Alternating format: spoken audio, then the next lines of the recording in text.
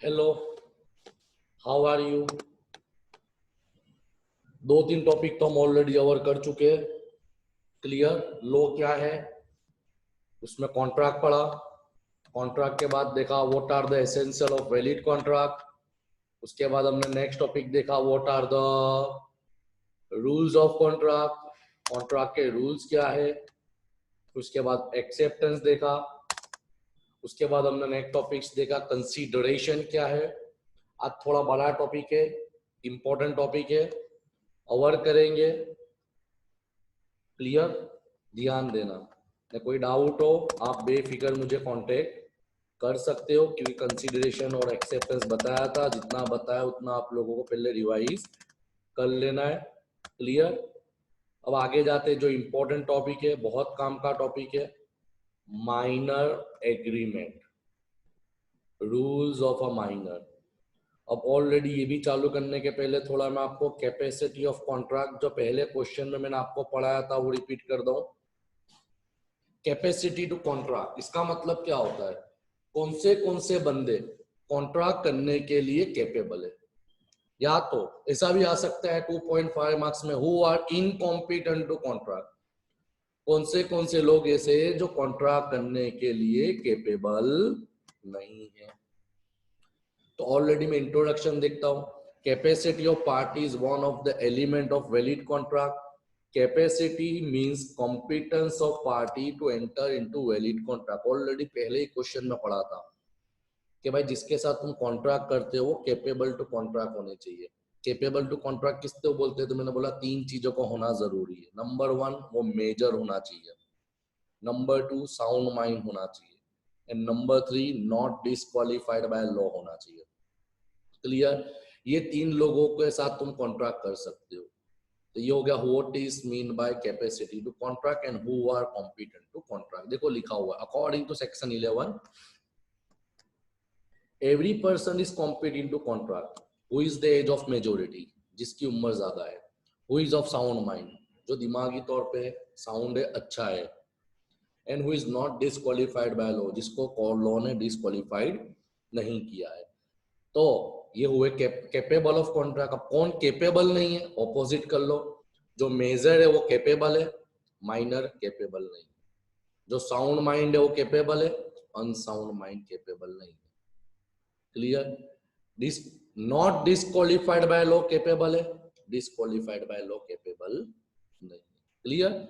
इसके अंदर पहला टॉपिक आता माइनर एग्रीमेंट। ये तुम्हारा क्वेश्चन नंबर 4 मोस्ट आईएमपी है। पहला क्वेश्चन कौन सा था IMP, essential element of valid contract. Second था रूल्स ऑफ ऑफर। उसके बाद था रूल्स ऑफ कंसीडरेशन। अब आता है रूल्स ऑफ माइनर। ये चार में से एक question 100% minimum 10 mark, maximum 15 mark में पूछा जा सकता है। Explain the rules of minor agreement. तो माइनर को पहले समझना जरूरी है कि भाई माइनर किसको बोला जाता है।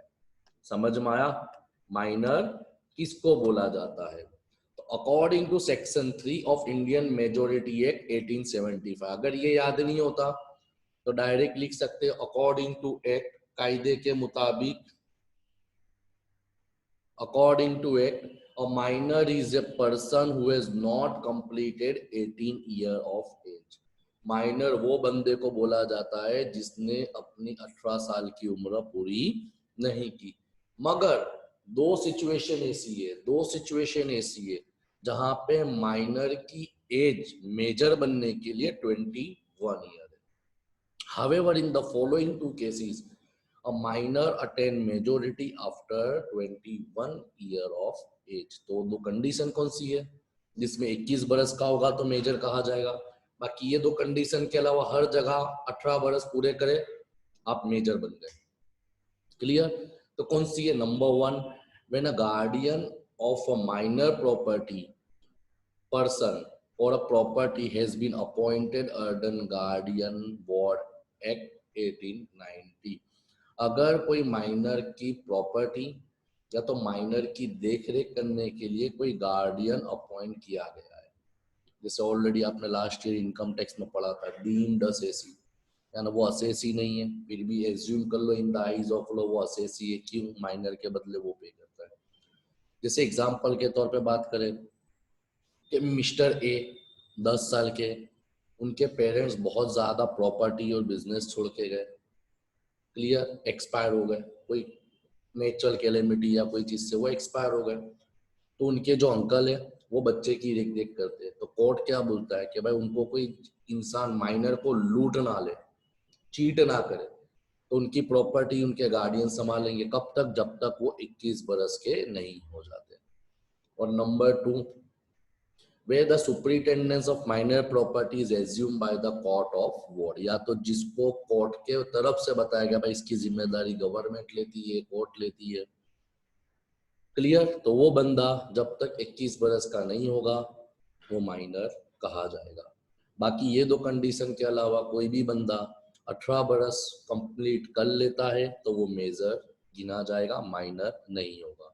इन सिंपल वर्ड, जो बंदा 18 साल से छोटा है वो माइनर है, मगर दो केस के अंदर ऐसे है कि जहां पे उसको माइनर 21 बरस तक वो माइनर कहा जाएगा। तो सिंपल ये माइनर की डेफिनेशन देखी। अब देखते हैं रूल्स ऑफ माइनर। तो ऑलरेडी मैंने आगे भी बताया था, माइनर कॉन्ट्रैक्ट करने के लिए कैपेबल नहीं है। क्यों नहीं है?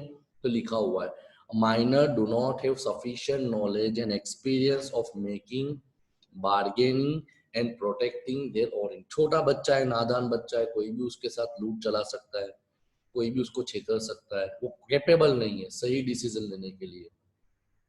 बिकॉज क्यों नहीं है? क्योंकि जो कानूनी ऑब्लिगेशन है, कानूनी तौर तरीके है, उसको पता ही नहीं होंगे कि what are the rules, what are the legal regulation. लिखा हुआ है minor may not be able to understand the legal implication of contract on his own interest, he may be cheated by other, so it is the duty of the law to protect the weaker party. So to protect him, law give him personal certain privilege to minor. तो इसके लिए minor को कोई cheat ना करे, इसके लिए minor के रिलेटेड गवर्नमेंट ने, लॉ ने, कायदे ने कुछ रूल्स बताया।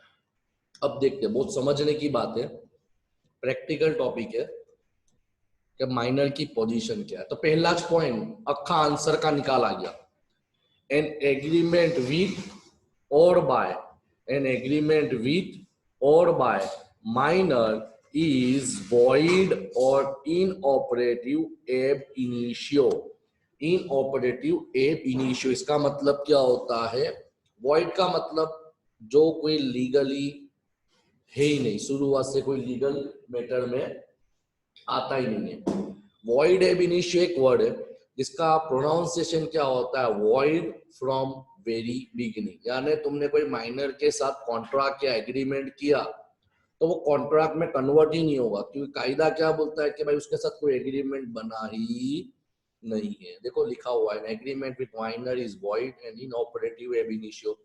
This means it has no legal existence. यहाँ टू लिखा हुआ है, गलत लिखा हुआ है। It has no legal existence from very beginning because it does not come into existence at all, so it is null and void and no legal effect। void and no legal effect, यानी उसके साथ कोई contract बना ही नहीं है। जैसे एक example के तौर पे बात करता हूं कि मिस्टर फुरकान जो भी 16 साल के, उन्होंने उनके दोस्त परवेज जो 21 साल के, उनको बोला कि परवेज भाई तुम मुझे भी 20,000 रुपए एडवांस दे दे। शब्दों पे ध्यान देना, फुरकान भाई 15 साल के माइनर है, उन्होंने अपने फ्रेंड परवेज भाई जो 21 साल के मेजर है उनको बोला तू मुझे 20,000 रुपए दे दे, मैं तेरे को ऊपर का मकान भाड़े पे दे देता हूँ। तो परवेज भाई ने क्या करे, 20,000 रुपए तो दे दिए। फिर जब वो रहने के लिए गए घर पे तो हमारे फुरकान भाई पलट गए कि भाई मेरे को तेरे को भाड़े के मकान देना नहीं है। तो परवेज भाई क्या करते, तो परवेज भाई ने फुरकान भाई पे केस करा कि भाई मेरे 20,000 भी ले लिए, मेरे को भाड़े पे एग्रीमेंट को हुआ था, मगर अब ये एग्रीमेंट के मुकर रहा है। तो कोर्ट क्या बोलेगा, भाई तुम्हारा कोई एग्रीमेंट बना ही नहीं था, क्योंकि फुरकान भाई जो है वो माइनर है, तो माइनर के साथ जो एग्रीमेंट होता है वो पहले से वॉइड है, वॉइड का मतलब बनेगा ही नहीं। अब पॉइंट नंबर 2, परवेज भाई बोलेंगे कोर्ट चलो मकान नहीं देता वादा नहीं, पर मेरे 20,000 भी तो दिला दो। तो कोर्ट क्या बोलेगा, भाई तू इंसान है, तू मेजर है, जागरूक नागरिक है, तेरे को पता होना चाहिए कि माइनर के साथ कोई एग्रीमेंट बनता नहीं है। तो तू उसके पास पैसे भी मांग सकता नहीं है ना। मकान तो नहीं दिया मगर साथ में जो 20,000 रुपए दिए थे वो भी चले गए। तो पॉइंट नंबर 1 कवर हुआ कि an agreement with or by minor is void. Point number 2, a minor can be promisee, a minor can be promisee or beneficiary. इसका मतलब क्या होता है कि माइनर बेनिफिट ले सकता है मगर किसी को बेनिफिट नहीं दे सकता। समझ में आया? फायदा उठा सकता है मगर फायदा कोई इस पे क्लेम नहीं कर सकता। Minor can be promisee or beneficiary but can not B promisor, मगर प्रोमिसर नहीं बन सकता। क्यों नहीं बन सकता? क्योंकि पहले ही बता दिया कि माइनर के साथ कोई एग्रीमेंट होगा ही नहीं, क्योंकि पहले से वो वॉइड है। पहला पॉइंट सबका आंसर का निकाले। तो इसका मतलब क्या हुआ कि कोई भी माइनर को जबरदस्ती, फोर्सली, लव से, अफेक्शन से उसको बंधारण में नहीं बांध सकता। हाँ, फायदा तुम दे सकते हो। इन सिपर क्या हो, माइनर बेनिफिट ले लेगा मगर जब बेनिफिट देने की बात आएगी तो एक मुद्दा उठा लेगा, मैं तो जो माइनर हूं मेरे पे कुछ लीगल रूल्स लगते नहीं है। देखो लिखा हुआ है, सेकंड पैराग्राफ पढ़ता हूँ। Minor can always get benefit from contract but if he has receive any benefit he can not ask to refund the same. फायदा ले सकता है मगर कोई उसके ऊपर विरोध करेगा तो वो रिफंड करेगा नहीं। देखो पॉइंट पढ़ता हूँ। Even his mortgage property can not be liable to pay the डेब्ट ऑफ अ माइनर। माइनर अपनी जवाबदारी पूरी करने के लिए अपनी प्रॉपर्टी भी गिरवी नहीं रख सकता। क्यों? क्योंकि उसके साथ कोई एग्रीमेंट ही नहीं होगा। Clear? Point number 3, minor agreement can not be rectified by him on attaining the age of majority. इसका मतलब क्या हुआ कि अब तुमने पहले ही पढ़ा कि माइनर के साथ तुम जो एग्रीमेंट करते हो वो वॉइड है। वॉइड का मतलब पहले से गलत है, उसके साथ कोई एग्रीमेंट बनेगा ही नहीं। तो वॉइड का मतलब क्या होता है? 2 मिनट, 2 मिनट बैठो ना, 5 मिनट लगेगी, बैठो आओ, 5 मिनट बैठो ना खाली, मैं एक पॉइंट बता दो।